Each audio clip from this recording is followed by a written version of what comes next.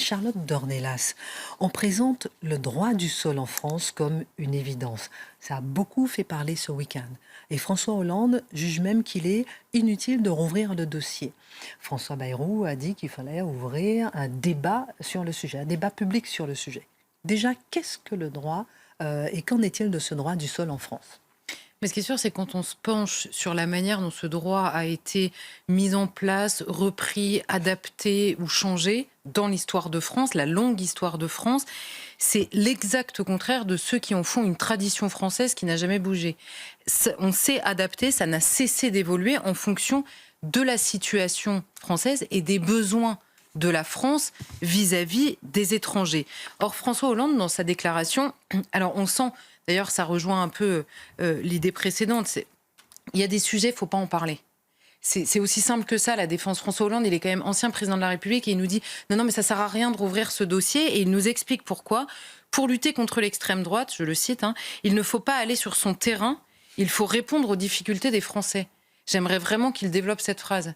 Parce que, en l'occurrence, que pose la question du droit du sol ? C'est la question sous-jacente, posée en l'occurrence par François Bayrou, c'est de se dire qu'est-ce qui fait un Français ? Qu'est-ce que nous avons en commun en réalité ? Est-ce qu'il y a une communauté nationale qui a des choses en commun ? Et je pense que le délitement de la communauté nationale est une inquiétude des Français aujourd'hui. Donc quand François Hollande nous dit, pour répondre, il ne faut pas aller sur le terrain de l'extrême droite, mais répondre aux difficultés des Français, le problème, c'est que certaines difficultés des Français ont été renvoyées sur le terrain de l'extrême droite. Donc on fait comment, en fait ? Le serpent se mord la queue à la fin, et certaines questions sont interdites, puisque j'imagine que François Hollande n'imaginerait pas poser la question aux Français pour avoir une idée de leur degré d'inquiétude sur le sujet. Ça aurait été simple. Ça aurait été évidemment la manière la plus simple de résoudre le problème, mais je ne pense pas qu'il y soit favorable. Alors, pour répondre à sa question, nous ne sommes pas passés du droit du sang au droit du sol par une évolution progressive. Vous savez, parfois on parle du sens de l'histoire en disant il y a des droits qui ont été acquis, c'est inimaginable de revenir dessus. Là, en l'occurrence, nous ne sommes pas passés d'un droit du sang à un droit du sol pour des raisons idéologiques ou progressistes. Nous avons réhabilité, en l'occurrence au XIXe siècle, un droit médiéval dans des situations très différentes et pour des raisons différentes. En gros, au Moyen-Âge, l'individu appartenait au propriétaire de la terre sur laquelle il était né. Alors, j'imagine que ce n'est pas exactement l'idée de François Hollande au moment de défendre le droit du sol, ou alors il y a des choses que je ne comprends plus du tout. Et seul le roi pouvait transformer des étrangers en ses sujets, en sujets du roi, à partir du moment où il vivait sur le territoire. Ensuite, en 1789, je fais à grands traits, mais en 1789, les sujets du roi, les anciens sujets du roi deviennent des citoyens, et on parle à l'époque de la qualité de français. On ne peut pas être citoyen si l'on n'est pas français. On peut devenir français à partir du moment où on a prêté serment devant les autorités françaises. Prêter serment de devenir français et d'embrasser donc la France. Ce qu'ils ne veulent pas, puisqu'ils ne veulent pas que le droit du sol soit conditionné. Je le rappelle, donc même la logique révolutionnaire du droit du sol n'est pas acceptée. Par ailleurs, à l'époque, la qualité de français, justement, est retirée aux enfants des étrangers qui ont fui la Révolution. Donc si vous n'êtes pas d'accord politiquement avec le modèle que nous avons défendu pendant la Révolution, vous ne devenez pas français. C'était les valeurs, en l'occurrence, auxquelles il fallait adhérer. Donc, en l'occurrence, le fait de devenir français était conditionné par les héros de la gauche qui hurlent là en disant « ça a toujours été comme ça ». Bon.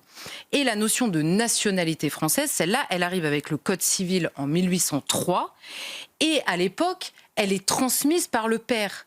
C'est donc le droit du sang qui est la première manière d'acquérir la nationalité de manière évidente dans le Code civil, qui d'ailleurs parle, pour les étrangers qui deviendraient français, de la nécessité de l'assimilation. Souvenez-vous, Emmanuel Macron avait dit que c'était un mot qui posait problème dans le Code civil. C'est donc bien qu'il y était. Il y a une rupture totale avec l'idée de la féodalité. Le droit du sang devient le critère numéro 1. Mais à l'époque, on imagine qu'un étranger qui est né sur le sol de France peut, à sa demande, acquérir la nationalité à 21 ans. Aujourd'hui, nous sommes dans une situation différente. Très rapidement, vous avez vécu 5 ans en France, vous êtes né en France, vous avez vécu 5 ans à partir de vos 8 ans, vous pouvez exprimer le souhait dès vos 13 ans de devenir français. Quand vous avez entre 16 et 18 ans, vous pouvez également demander à devenir français si vous êtes né en France et que vous avez vécu au moins 5 ans depuis vos 11 ans. Et si vous ne demandez rien, à 18 ans, c'est automatique, vous devenez français. Donc vous voyez qu'on n'est pas exactement dans une tradition qui dure depuis toujours et qui n'a jamais changé. Alors, mais comment le droit du sol devient la règle finalement en France et pour quelles raisons?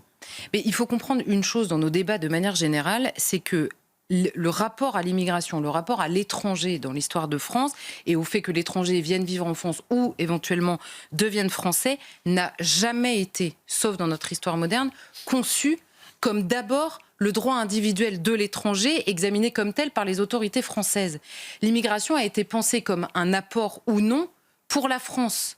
En réalité, donc cette notion cette conception de l'immigration est extrêmement récente et n'a jamais été conçue comme ça précédemment. L'immigration a été pensée comme un apport pour la France. On va voir comment ça évolue. On marque une pause, on revient parce que c'est très important de s'arrêter sur ce débat que certains ne veulent pas. Et ensuite, on parle de la petite Louise. On marque une pause, à tout de suite. Retour sur le plateau de Face à l'info. Dans un instant, nous irons avec Michael Dos Santos avoir les dernières informations concernant l'affaire de la petite Louise disparue. Dans un instant, on aura aussi Marc Menant, Gabriel Cluzel pour des angles particuliers sur ce sujet. D'abord, Charlotte Dornelas, ce sujet incontournable. On parlait de la question du droit du sol et on était en train de vous nous expliquer en fait que la France s'est toujours posé la question de l'apport de l'immigration, mais comment est-ce que les règles ont changé petit à petit? Mais on voit qu'à partir de la moitié, je vous disais, ça avait été récupéré, finalement, la tradition médiévale avait été récupérée dans la deuxième moitié du 19e siècle. À ce moment-là, les conditions d'acquisition de la nationalité s'assouplissent en France pour un but, augmenter la population, pour faire face à la révolution industrielle et aux défaites contre l'Allemagne. Il faut préparer, en gros, la réponse aux défaites contre l'Allemagne. La Deuxième République, et c'est intéressant, elle ne parle même plus de droit du sol, mais de devoir du sol. En gros, c'est conçu comment? Vous êtes né en France, donc vous êtes assimilé à la France par la force des choses, puisque le nombre, évidemment, compte aussi. Donc il est hors de question que vous partiez au moment où on a besoin de vous pour faire la guerre. C'était comme ça que le droit du sol est devenu un devoir du sol. La Troisième République poursuit cette idée-là en mettant en place une politique d'assimilation extrêmement rigoureuse, on va dire, et ensuite, dans le but d'un intérêt militaire très clair, et ensuite l'immigration change de nature. On cherche une immigration de travail, de main-d'œuvre dans les années 60, et à ce moment-là, il y a un assouplissement de la politique d'assimilation pour une seule raison. On augmente les droits, on va dire, des étrangers en situation irrégulière et on abandonne un peu l'idée de la naturalisation parce que le but, c'est qu'ils repartent dans leur pays. On a besoin d'une main-d'œuvre et ils vont repartir. Ça ne sert donc plus à rien de faire des Français, entre guillemets, et arrive le regroupement familial.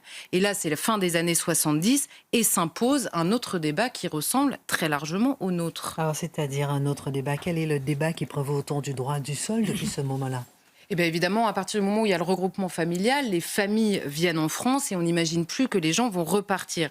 Donc deux camps commencent à s'opposer sur la question de la nationalité. Le premier, qui est illustré par les lois Pasqua qui sont votées en 93, il faut protéger l'unité de la communauté nationale et donc exiger une adhésion. La loi impose la manifestation de la volonté de l'étranger qui est né sur le sol. C'est lui qui doit venir demander et répondre à des critères pour devenir français. De l'autre, dans l'autre camp, entre guillemets, celui de François Hollande, c'est la loi Jospin-Guigou de 98 qui rétablit l'automaticité du droit du sol à 18 ans. Personne n'a à se justifier de devenir français. Vous êtes né en France, vous êtes français, et c'est comme ça, c'est ça qui prévaut aujourd'hui. La question qui se cache derrière ce débat, c'est qu'est-ce que la France et qu'est-ce que donc être français, au-delà de la question du peuple historique, qui peut s'agréger au peuple historique et qu'est-ce que ça veut dire? Est-ce que c'est une culture, une mémoire commune, une histoire, des mœurs et une manière d'être au monde, ou est-ce que c'est une idée en mouvement et une idée qui, à la limite, est définie par le dernier qui est arrivé, confère la chronique à venir de Mathieu en fin d'émission. En d'autres termes, la question pourrait être posée différemment. Y a-t-il une manière française d'être au monde? Y a-t-il une gastronomie française? Y a-t-il une manière française de parler? Y a-t-il une langue française, par exemple? Y a-t-il une manière française de s'habiller, d'avoir des relations entre les hommes et les femmes? Est-ce qu'il y a quelque chose de particulier, au-delà de l'idée universaliste de la France, une manière de faire la fête, une manière de se retrouver, une manière de concevoir la famille ou les amis? Et je pose une question à ceux qui répondraient non, il n'y a pas de manière française d'être au monde. Quelle est exactement la nature de la différence dont on nous a dit qu'elle était une richesse si elle est une différence à partir de rien? Si français, c'est rien. Les gens qui sont arrivés, on nous a dit, mais regardez, leurs mœurs sont une richesse, parce que la différence est une richesse. Mais différent de quoi, puisqu'il n'y avait rien?